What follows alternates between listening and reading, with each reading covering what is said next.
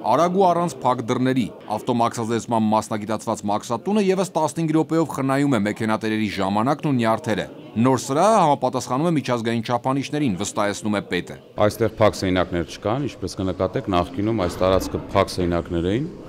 եւ հայտարարատուները սպասարկում էին փակ սենյակներում։ Փոխվել է ձևակերպման ընթացքը։ Նախկինում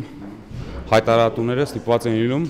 2-ից 3 անգամ մոտենալ նույն սենյակին։ Նախկինում առաջինից 4-րդ սենյակ հասնելու ճանապարհին հայտարարատուն դուրս է եկել շենքից։ Այսօր դրա կարիքը չկա։ Առաջի փուլը, որ սկսվում է, դա ռադիոկապն է, առաջի պատուհան։ Այստեղ ստուգվում է մեքենայի գողացված լինելու փաստը։ Ձևակերպման այն փուլը կրճատելով մենք ստացել ենք ռադիոկապը տեղավորվել է մաքսատան շենքում։ Նոր ընդարձակ սրահում ավելի շատ պատուհաններով աշխատում են բրոքերները։ Կրճատվել են մեքենա մաքսազերծելու ընդարձակարգերը։ Արդյունքում առանց հերթի օրը 500 այցելու է սպասարկվում, վստահեցնում են մաքսայինում։ Տարբերությունը նաև այցելուներն են զգում։ Հերթեր չի գոյանում, արագ են սպասարկում։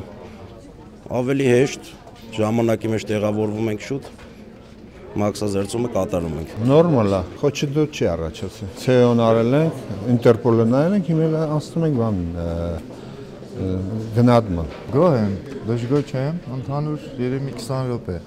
ամեն գործողությունը իրար հետ։ Մինչև մաքսազերծելը այցելուն նախ գներին է ծանոթանում։ Նոր սրահում արագ կողմնորոշվելուն օգնելու է հերթապահող աշխատակիցը։ Ստուգմանն ու ձևակերպումներին մեքենաները այս յուրօրինակ անգարում են սպասում։ Հարևանությամբ տեղզննության կայանն է։ Այն եւս մաքսատան նորամուծություններից է, գործում է այս տարվանից։ Եթե ինչ-ինչ պատճառով մաքսազերծումը հետաձգվում է, տերը մեքենան կարող է թողնել հատուկ այդ նպատակով առանձնացված պահպանվող տարածքում։